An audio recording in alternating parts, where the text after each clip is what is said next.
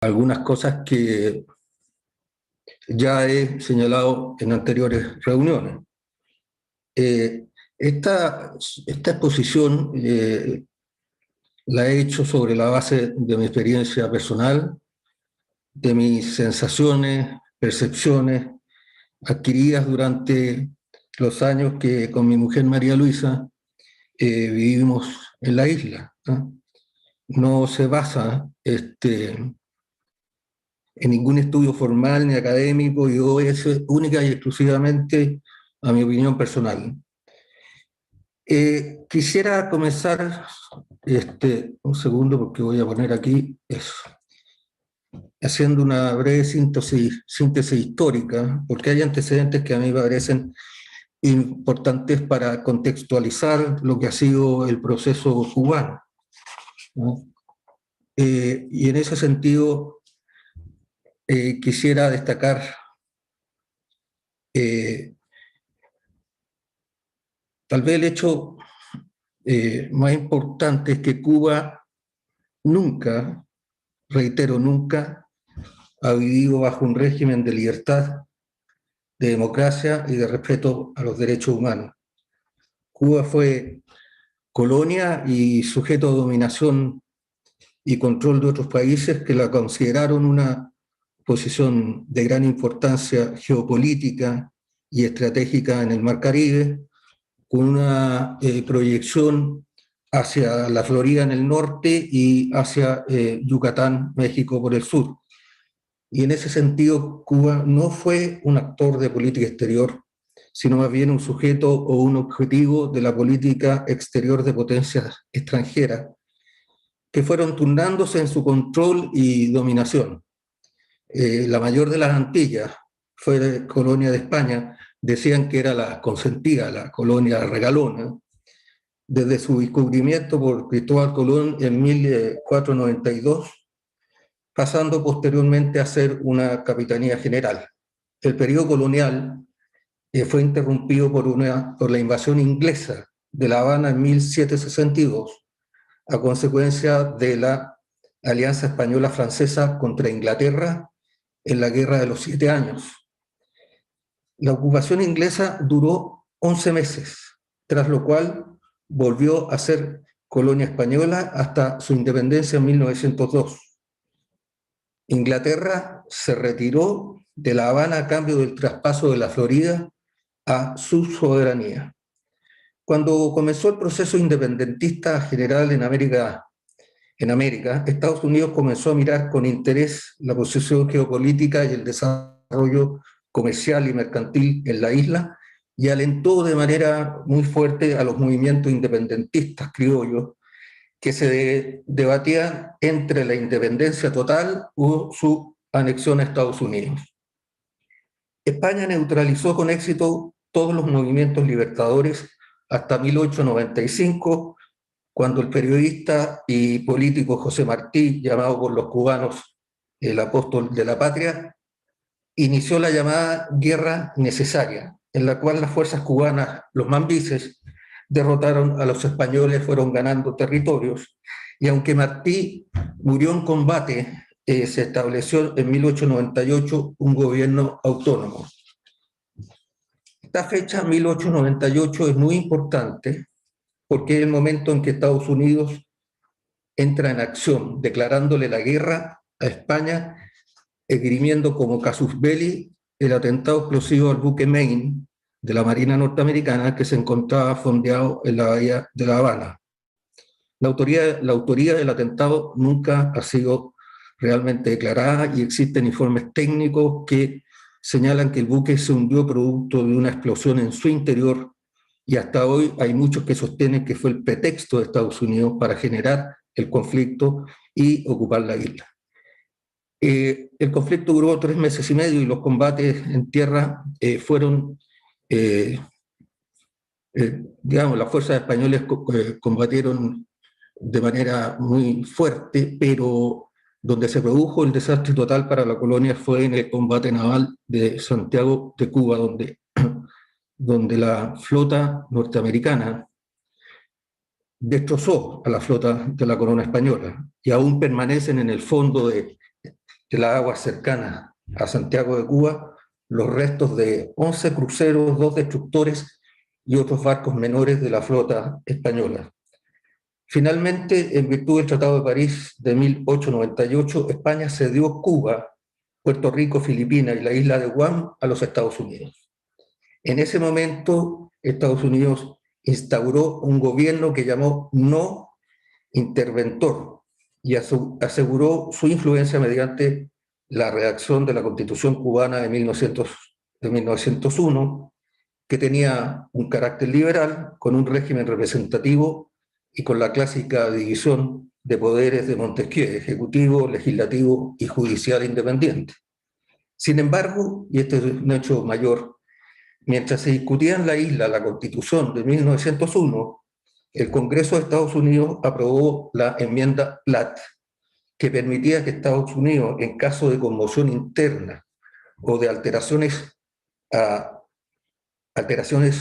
democráticas graves en la isla, podía intervenir nuevamente, como sucedió en 1906.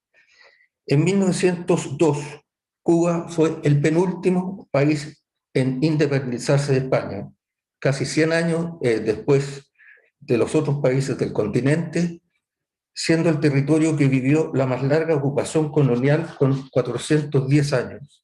Sin embargo, la condición de país independiente entre 1902 y 1959 fue relativa, ya que Estados Unidos tutelaba los intereses estadounidenses en la isla. Así, administró la economía, intervino en la política nacional, apoyando a los presidentes más convenientes a sus intereses, entre ellos al dictador Sargento Fulgencio Batista. Batista, apoyado por Estados Unidos, dominó la escena política cubana a partir de 1933 y tras varios golpes de Estado instauró una dictadura militar, abolió la Constitución de 1940, que era una constitución extraordinariamente moderna mirándolo a los ojos de hoy, y suspendió todo tipo de libertades políticas. La corrupción del gobierno era generalizada, lo que se puede ejemplificar en su sociedad con la mafia estadounidense que controlaba los negocios de la droga, la prostitución, los casinos de La Habana, la mafia de Lucky Luciano, de Meyer Lansky y de otros. Ante el descontento popular, Batista estrechó la censura sobre los medios de comunicación y recrudeció la represión de los comunistas, que en primera instancia lo habían apoyado a través de torturas y ejecuciones de miles de personas. A raíz de los efectos de la dictadura, Fidel Castro encabezó la Revolución Cubana entre 1953 y el 1 de enero de 1959, que concluyó obviamente con la derrota de Batista. El primer hecho militar importante de Castro fue el asalto al cuartel Moncada el 26 de julio de 1953, donde fue apresado y recluido en la prisión modelo de la Isla de los Pinos, actualmente llamada Isla de la Juventud, siendo posteriormente amnistiado. Durante el proceso, recordemos algo que no todo el mundo sabe, recordemos que Castro era abogado de la Universidad de La Habana y su memoria versó sobre la letra de cambio. En el juicio se defendió personalmente en un escrito que llamó La historia me absolverá. El nuevo régimen socialista reemplazó la Constitución de 1940, que insisto que era una gran constitución si se hubiera cumplido al pie de la letra, por una ley fundamental que regiría el país, provisoriamente. Aunque Fidel Castro prometió el retorno a la Constitución de 1940 y el pronto llamado a elecciones, no lo hizo, y en 1976 promulgó una constitución socialista que convertía a Cuba en un estado de partido único, es decir, el Partido Comunista.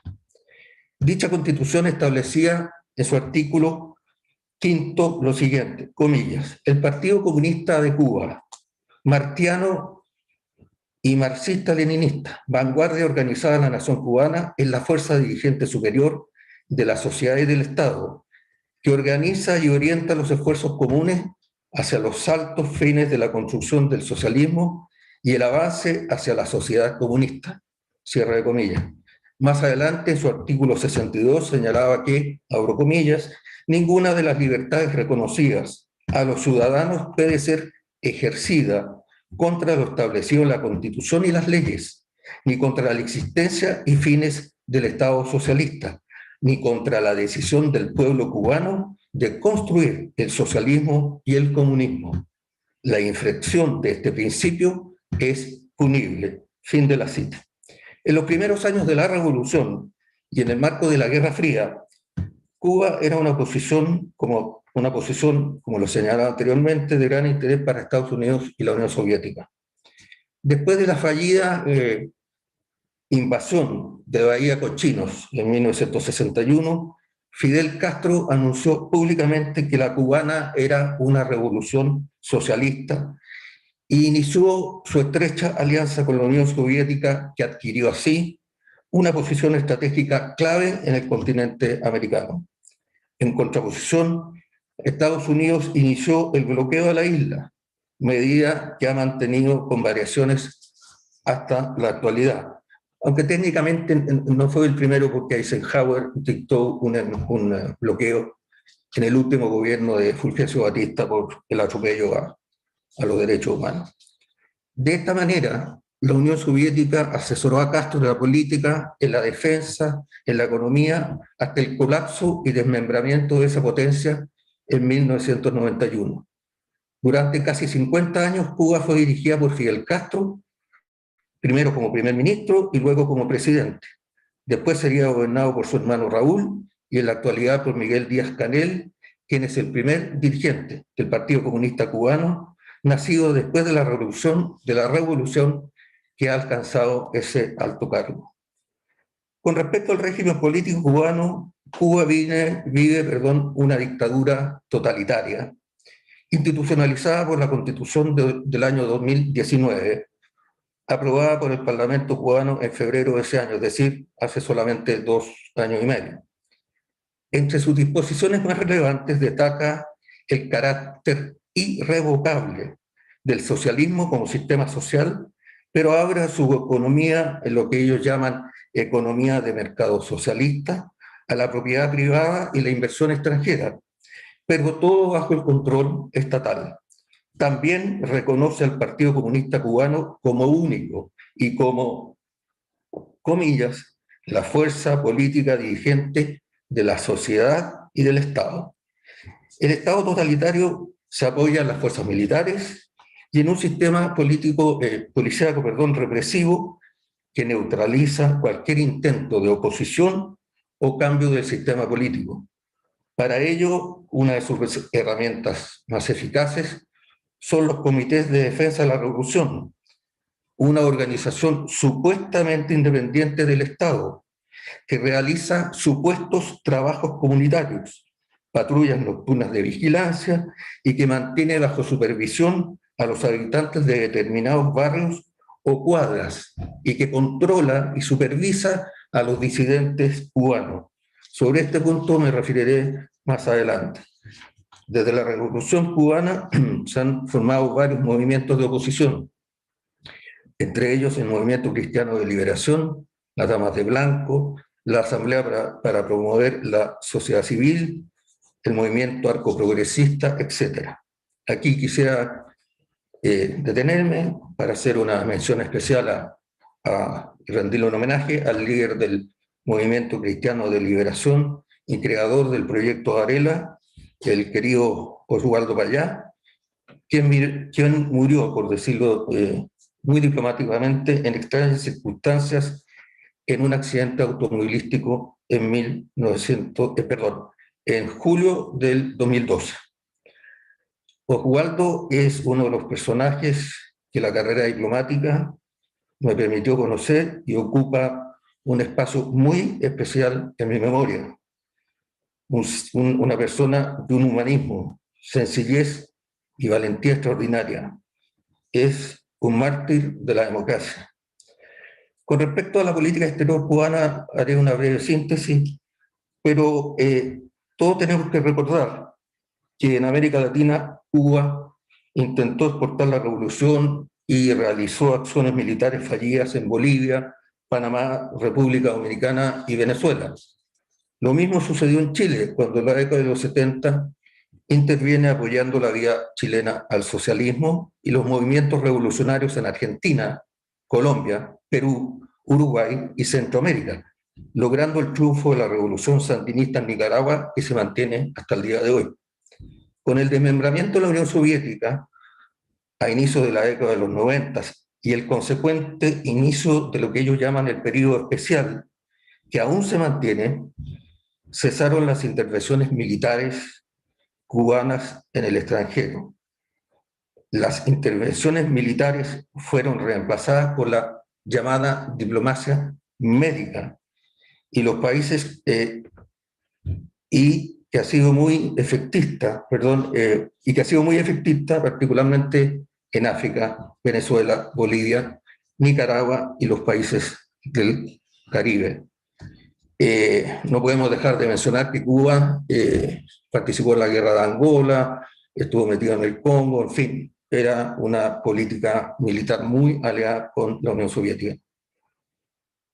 La política exterior cubana apoya, y esto tiene mucha vigencia hoy, en la creación de instancias como el Foro de Sao Paulo y el ALBA, conformados por partidos políticos, organizaciones sociales y los países con gobiernos de izquierda, para fortalecer la cooperación política, económica, científica y cultural.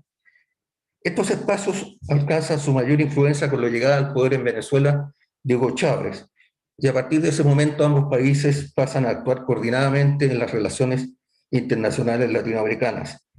Con el resto de los países latinoamericanos, las relaciones varían de acuerdo y pueden variar radicalmente en la medida que cambia la tendencia política de los gobiernos. Ante el cambio del contexto internacional, Cuba ha intentado normalizar sus relaciones con Europa, mantiene estrechas relaciones con China y ha iniciado desde el año 2014 un proceso de regularización de relaciones con Estados Unidos, cuyo principal hito fue la apertura de embajadas en el año 2015. Sin embargo, este punto lo voy a dejar hasta aquí y lo podríamos llamar noticia en desarrollo, ya que el gobierno de Biden aún no ha modificado resoluciones de Trump respecto de la isla.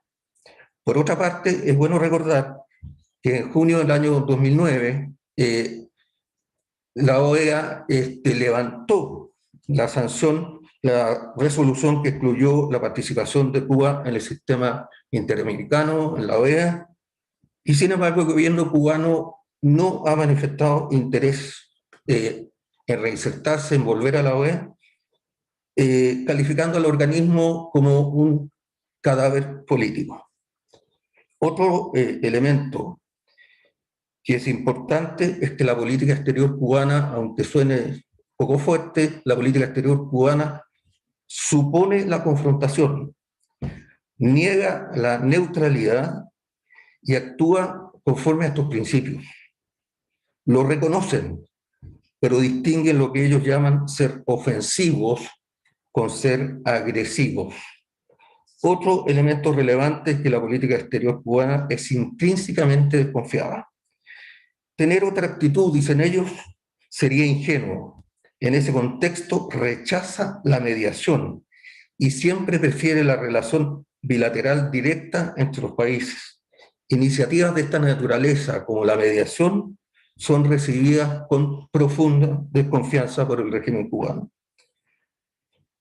Como recordarán, al principio quise iniciar mi presentación con una pequeña síntesis histórica que me parece pertinente para explicarnos, aunque sea en alguna medida, los motivos por los cuales el régimen marxista aún se mantiene en la isla después de 62 años.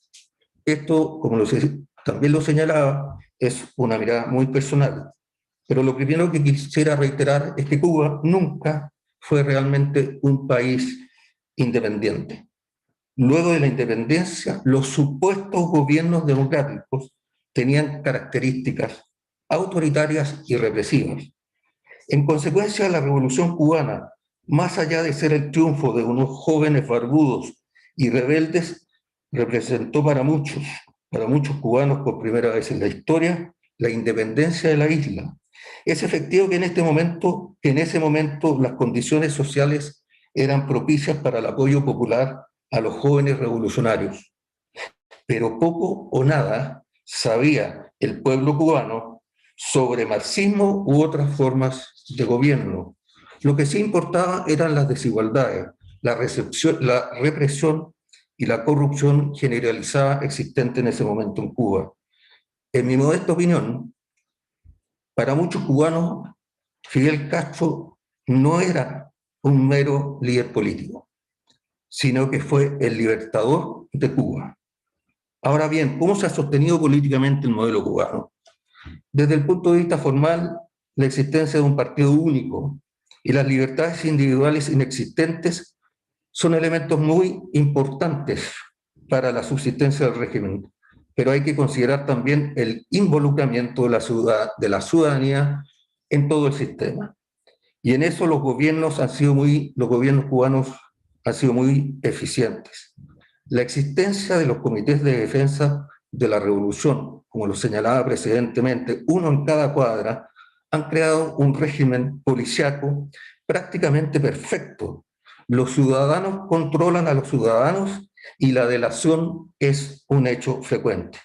Los derechos humanos son violados sistemáticamente, no existiendo libertad de expresión, libertad de prensa y la libertad de culto es muy controlada. A lo anterior hay que sumarle el adoctrinamiento desde los primeros años de la infancia, cuando los niños pasan a ser pioneros por el comunismo. Esto se replica posteriormente en las universidades, centros de trabajo y en todos los ámbitos de la sociedad. Como un hecho tristemente anecdótico, comentaría que, por ejemplo, en los procesos electorales, al lado de la urna, hay dos pioneros de 8 o 9 años, y luego de que el ciudadano deposita su voto al interior de la urna, los niños gritan, el ciudadano votó. Y eso se repite con cada persona que participa.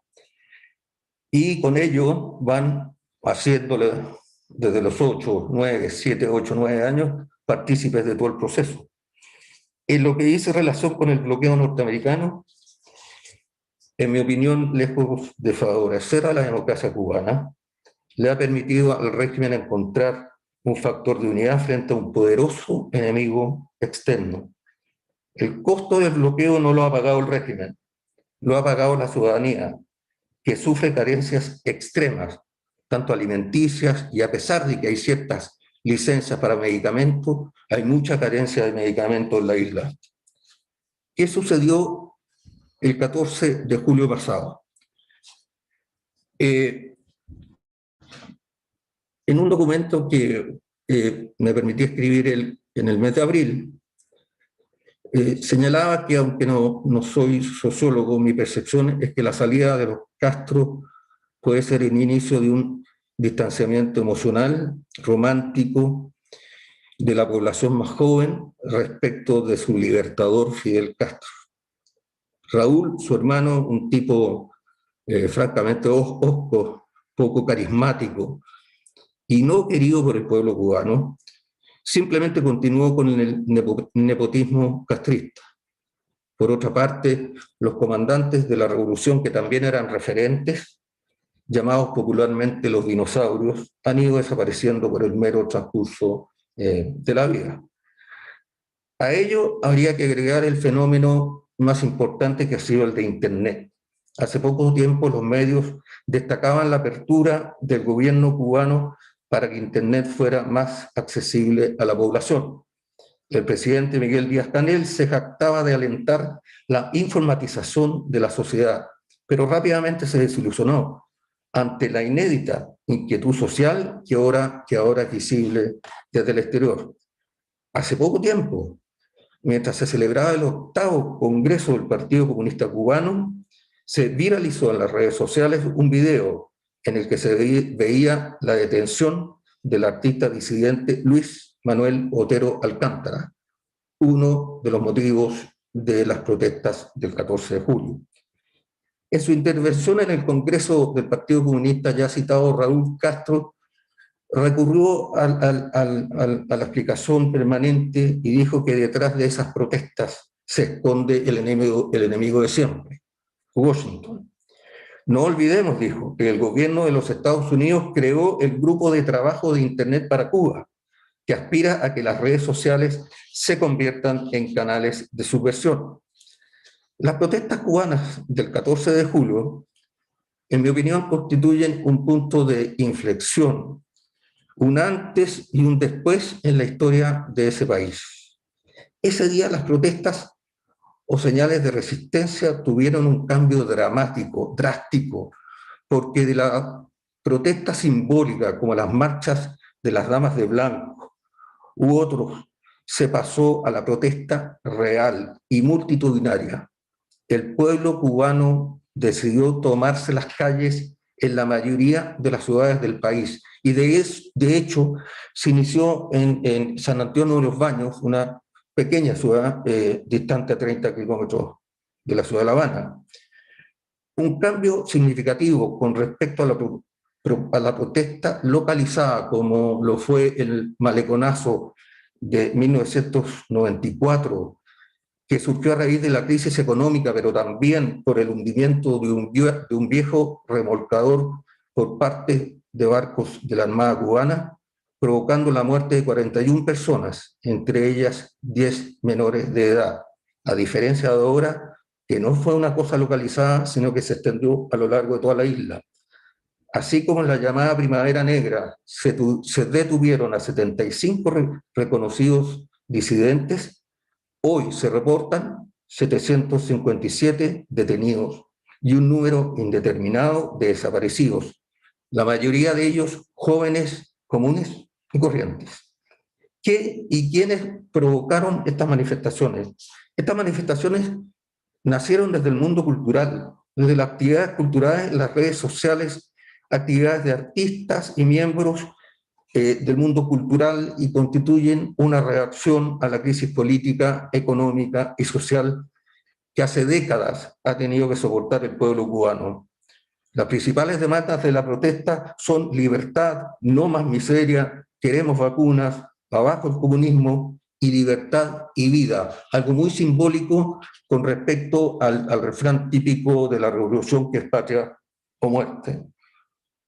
Como siempre, el régimen cubano normal acusó a Estados Unidos de estar detrás de las movilizaciones y ordenó la represión de las manifestaciones por fuerzas regulares y por grupos afines.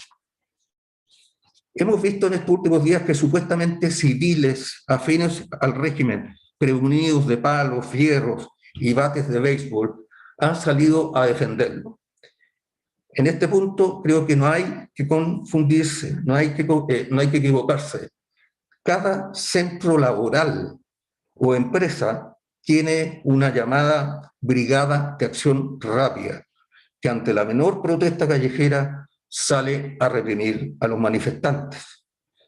El efecto de las protestas es que unificó todas las demandas en una sola palabra: libertad, y la convicción de que el régimen político no es capaz de resolver estas carencias básicas para el cuerpo y para el alma. Estas protestas han sido reprimidas, acalladas y postergadas a través del aparato de seguridad.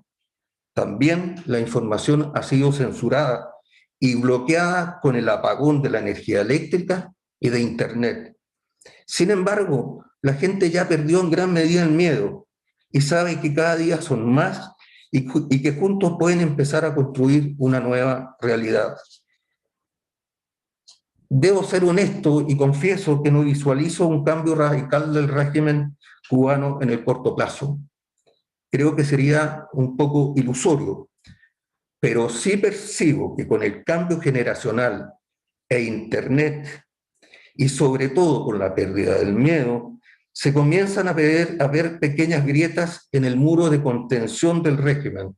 Es el primer ladrillo que le sacaron a la represa del Partido Comunista Cubano, lo que permite ver una luz de esperanza y libertad para el querido pueblo cubano. La tarea en estos días es mantener la presión a través de las redes sociales, a través de los blogs de periodistas cubanos, para saber qué sucede con los 757 cubanos detenidos y a qué procedimiento judicial se les está sometiendo, por la existencia en la justicia penal cubana de penas que van desde arrestos domiciliarios hasta juicios sumarísimos e incluso fusilamiento, la pena de muerte. Personalmente, viví la experiencia del juicio a 3 jóvenes prietos, como le dicen los cubanos, afrodescendientes, que secuestraron una lancha en la bahía de La Habana para huir a Miami. Y luego de quedarse sin gasolina, fueron arrestados y fusilados a los 5 días en un juicio sumarísimo, lo que generó el rechazo de personajes como José Saramago, la Susan Sontag, Pedro Almodóvar, Fernando Trueba, escritores como Fernando Sabater y Antonio Muñoz Molina, músicos como Serrat y Joaquín Sabina, y también debo recordar con mucho honor que el gobierno de aquella época, el gobierno del presidente Lagos, formuló un comunicado condenando los hechos que me correspondió entregárselo personalmente a las autoridades cubanas. Cierro esta exposición con una mirada de esperanza para los cubanos. Y bueno, espero no haberme extendido demasiado, pero la verdad es que todo lo relacionado con Cuba me resulta extraordinariamente apasionante. Muchas gracias. Muchas gracias, Germán. Claro, queda en evidencia, digamos, tu emoción y por el hecho de haber convivido y compartido con el pueblo cubano durante tu periodo allá en Cuba. Eh, Antes de abrir la sesión a algunas preguntas, yo me voy a permitir algunos comentarios en función del tema y de tu propia exposición. Uno de ellos es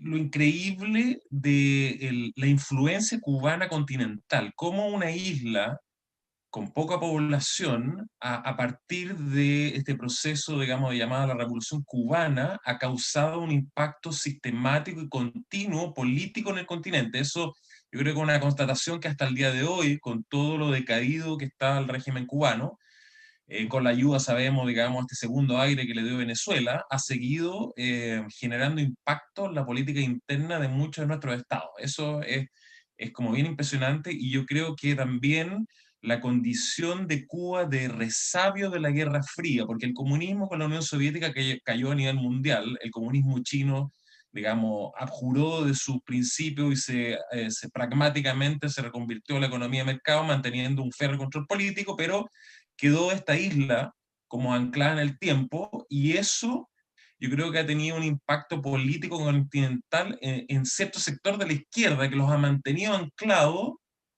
a ese comunismo de los 60, y ahora también ha entregado savia nueva a generaciones que de alguna manera uno dice que un revival, digamos, de esta ideología que es como bien notorio, bien notable, además desde el punto de vista sociológico. Ese es un comentario. Yo creo que también otro comentario es que el triángulo Nicaragua-Venezuela-Cuba, como Nicaragua y Venezuela, digamos, dependen de la isla, de la experiencia de la isla, sobre todo en el tema de control interno, seguridad, para perpetuarse en el poder, pero también ante ahora este problema de eventual implosión del régimen cubano, ellos son los primeros interesados en que esto no se extienda y por lo tanto generar más represión. Y por último, el tema donde más mito generó la Revolución Cubana, que quizá y por donde más lustre le sacó, o uno de los brazos donde más le sacó, que es el tema artístico, la cultura, como tú bien lo dijiste, digamos, la nueva trova cubana, como sabemos, cómo quizá este ha sido el movimiento detonante de este último periodo de protesta, el movimiento San Isidro, como todos estos jóvenes artistas, y como íconos como el mismo Pablo Milanés y el mismo Silvio Rodríguez, de alguna manera han aparecido llamando un poco a la moderación en el caso de Silvio Rodríguez y en el caso de Pablo Milanés derechamente criticando, digamos, esta represión en curso.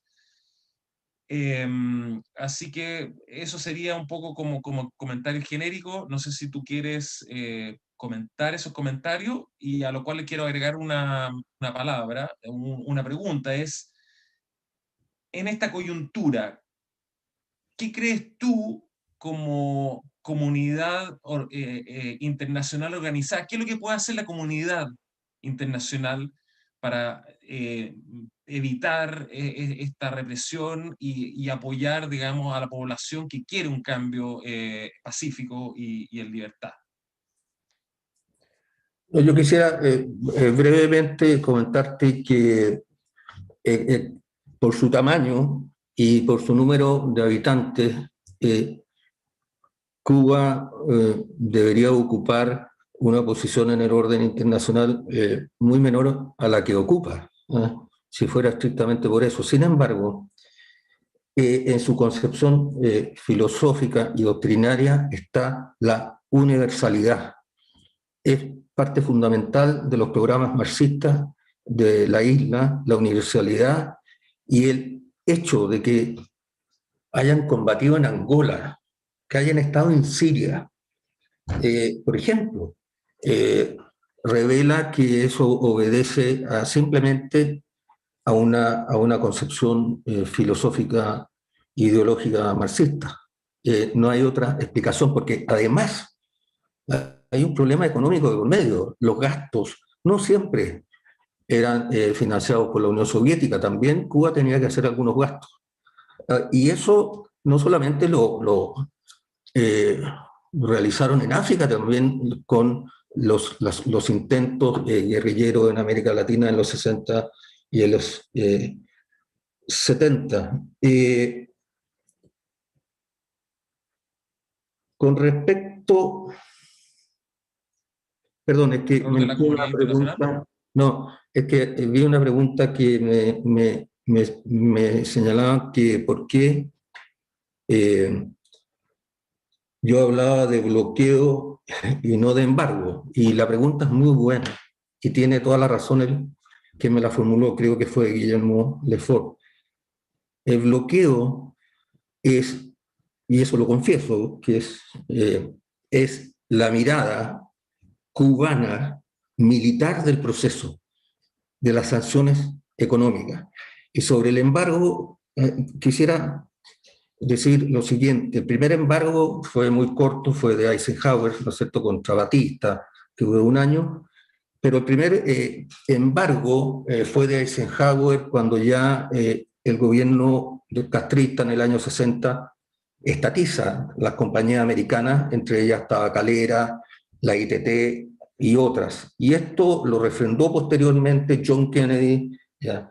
Y luego Clinton, a raíz del derribamiento de dos avionetas de la organización en manos al rescate.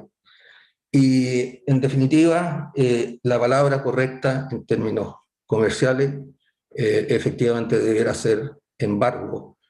El embargo tiene muchas licencias, sin perjuicio que yo creo que ha afectado a la población cubana. Tiene muchas licencias, muchas de ellas, las más importantes, promovidas por sectores agrícolas norteamericanos, que son los primeros en exportar a Cuba. Entonces ahí ya tenemos una licencia especial. Pero en definitiva, creo que lo que a mí no me gusta es que ha servido de elemento del gobierno para justificar todo tipo de acción propias de su propio fracaso en el manejo, por ejemplo, económico de la isla. ¿Se quedó algo Bien. pendiente? No, bueno, acá también en la misma línea del bloqueo de Mariana Elwin es, ¿qué opinión tienes de la política de Obama? ¿Los cubanos en Estados Unidos son republicanos y partidarios de Trump? Bueno, yo creo que yo esperaba a esta altura, aprovecho de saludar a la querida Mariana, que Biden ya hubiera revertido algunas medidas que adoptó Trump. ¿Eh? La gran mayoría, esto se debe a un problema de política interna americana, todos lo sabemos, la gran mayoría de la comunidad potente económicamente cubana está en la Florida, y naturalmente ellos, y el voto de la Florida hoy es muy importante. Sin embargo, yo esperaba que a esta altura Joe Biden hubiera eliminado algunas de las cosas adicionales que impuso Donald Trump. Espero que lo haga próximamente. Y sería muy importante que lo hiciera en función de lo que ha sucedido en estos últimos días con las movilizaciones. Sería una suerte de un respaldo positivo. Pero se enfrenta siempre con el rechazo de la mayoría cubana republicana de la Florida. Acá otra pregunta en relación a lo que tú mencionaste, que Cuba nunca ha tenido una democracia, digamos, prácticamente pasado de dominio extranjero a dominio dictatorial. Entonces, ¿cómo cambiar un régimen democrático sin haber tenido esa experiencia? Y si esto no es estar condenado a vivir como la primavera árabe, en fondo, que se trata de florecer, pero vuelve a caer y vuelve a mantenerse ciclos, digamos, de gobierno autoritario.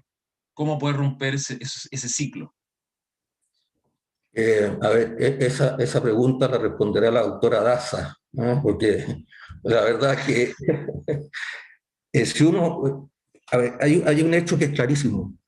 Díaz-Canel es el primer presidente nacido después de la revolución. O sea, estamos hablando de personas que tienen más de 62 años.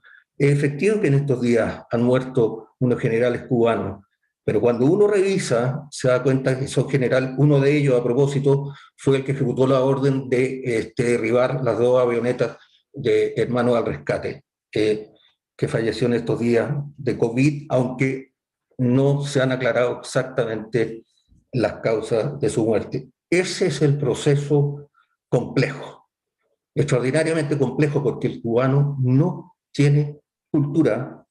El 90% de la población cubana nunca ha vivido en libertad. Siempre ha tenido que votar por un solo partido, por el Partido Comunista.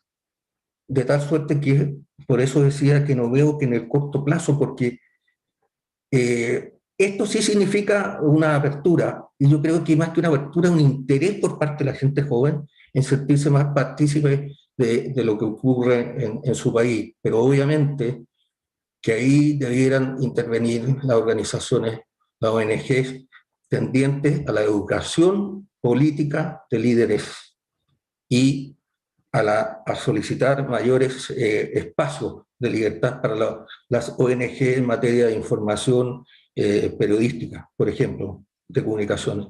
Pero es una tarea muy compleja. O sea, eh, no conocen otro sistema. Claro. Son 62 años.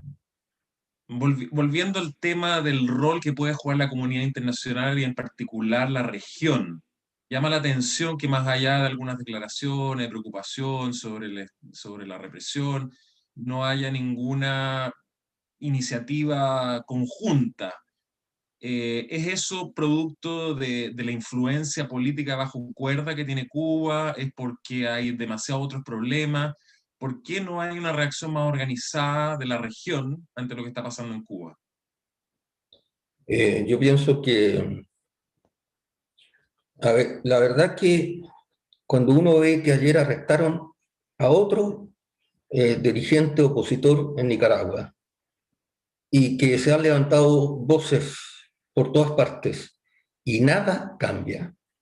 Cuando vimos el año pasado o antepasado las revueltas en Venezuela y estábamos convencidos casi que Maduro caía, uno se da cuenta del poder que ejerce La Habana en todos estos procesos.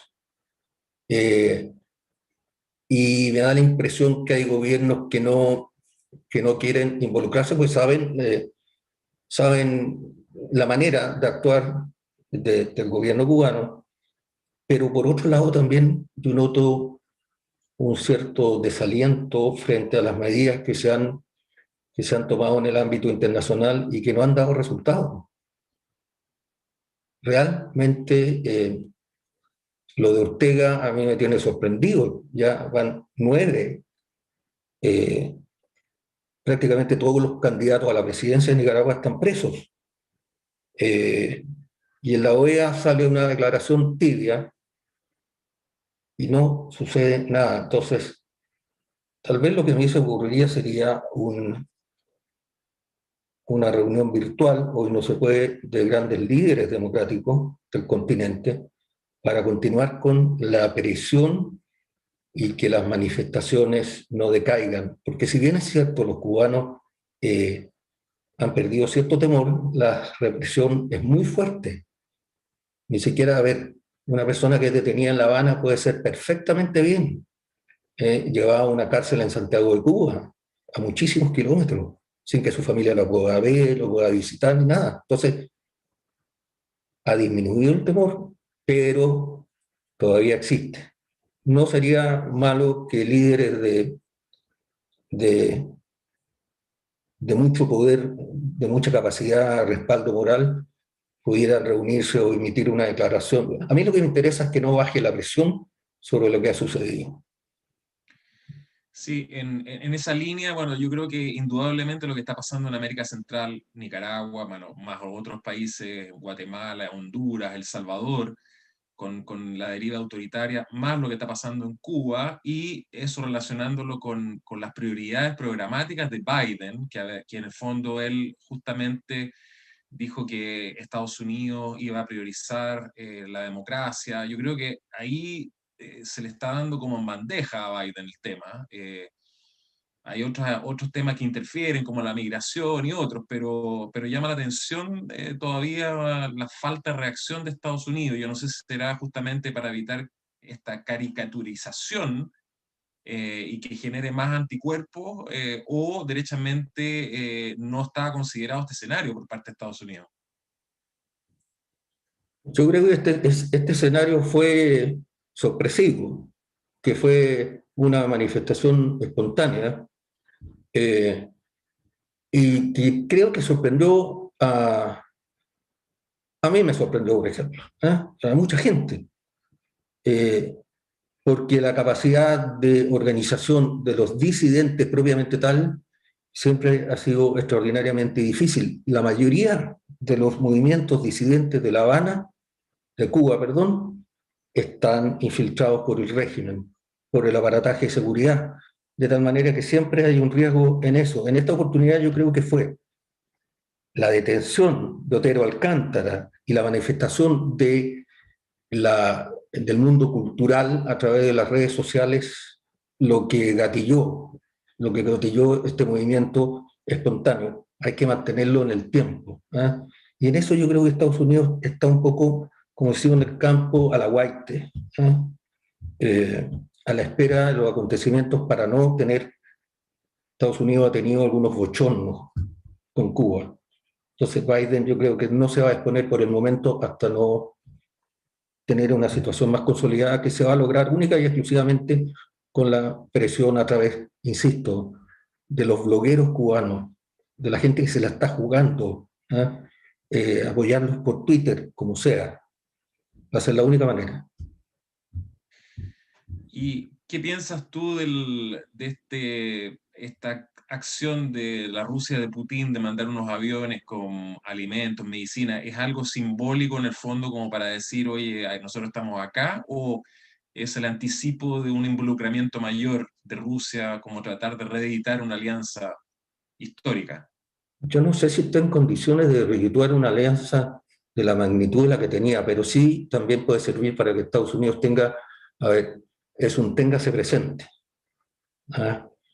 Y ahora no solamente está Rusia, antes, claro, está la Unión Soviética, pero también está China. Las más grandes inversiones en Cuba en este momento son chinas, de tal suerte que lo del avión, además, lo absurdo de todo esto es que es un avión con alimentos y medicinas, o sea, elementos básicos, básicos, que a través de este hecho demuestran que el gobierno no está en condiciones de proporcionárselo a la ciudadanía. Yo creo que fue más que nada una señal política, un mensaje. Téngase presente, nosotros tenemos una relación histórica con la isla, así que tomémoslo con calma. Perfecto. Una cosa que leí hace poco que me llamó muchísimo la atención es que cuando se produjo la revolución, Cuba era una potencia ganadera que tenía, no me acuerdo quién lo leí, no me acuerdo dónde lo leí, pero lo leí hace muy poquito, que tenía una masa ganadera equivalente a más de un bovino por cubano en su momento, y que todo eso yo no sé qué hicieron con las vacas, digamos, pero en el curso de la implementación del régimen, se destruyó la agricultura cubana y al día de hoy parece que dependen de la importación de alimentos en un porcentaje altísimo. ¿Es así? ¿Por qué este problema de gestión tan grande? ¿Qué pasa? ¿O hay un mercado negro que oculta la verdadera condición de la producción cubana? No, yo no creo que exista un mercado negro, sobre todo porque la gente no se atreve. ¿Eh? Eh, no se atreve por el temor al que el Comité de Defensa de la Revolución del Barrio lo pille, etcétera, etcétera. Pero ya que toca este tema y que es efectivo, ¿ah? Tenía una gran producción ganadera, una tremenda producción ganadera. Se generó que si bien, a ver, si bien es cierto, habían grandes desigualdades, Cuba era un país con una tasa de analfabetismo brutal. Eh, Cuba también era un país muy desarrollado, o sea, se acaban de cumplir el año 58, la empresa de ingeniería civil francesa Grand Travaux de Marseille construyó el túnel bajo la bahía de La Habana, que tiene casi 800 metros de largo y que pasa justamente por la boca de entrada a la bahía. Tenía universidades de primer nivel.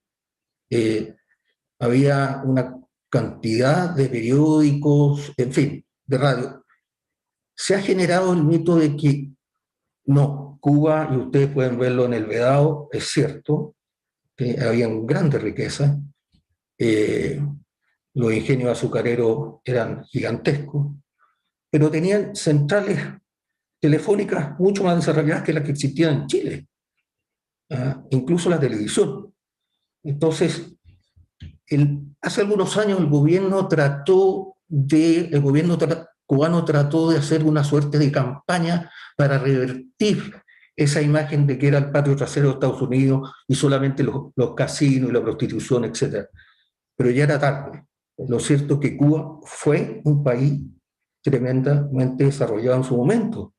O sea, hasta cosas, voy a contar un dato deportivo ya que estamos con las Olimpiadas, pero en La Habana se celebraba una de las carreras al año de la Fórmula 1. Incluso Fangio fue secuestrado por el grupo de Fidel Castro como un gesto político cuando se estaba corriendo la Fórmula 1. De tal manera que no era el paisito, por el contrario, era un país rico. Entonces, se debe en gran medida a una gestión desastrosa. Eso es inevitable. Desastrosa. ¿Eh? Y eso unido en alguna medida al embargo, le dan al gobierno, insisto, la posibilidad de argumentar que se debe al embargo norteamericano y no a su propia gestión, que es realmente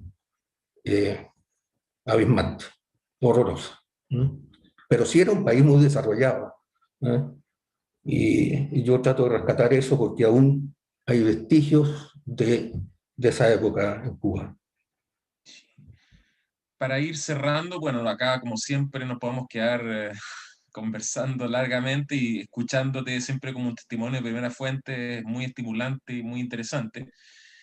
En la proyección política, ¿existe algún intento de nepotismo de la familia Castro? O sea, o cómo esta transferencia de poder de Raúl Castro a Díaz Canel es como para pasar a una nueva generación o la familia sigue controlando algunos ejes del poder cubano? No, yo creo que el hecho de que Raúl haya salido a las calles hace pocos días acompañando a Díaz Canel fue para en el fondo, reforzar, ¿ah?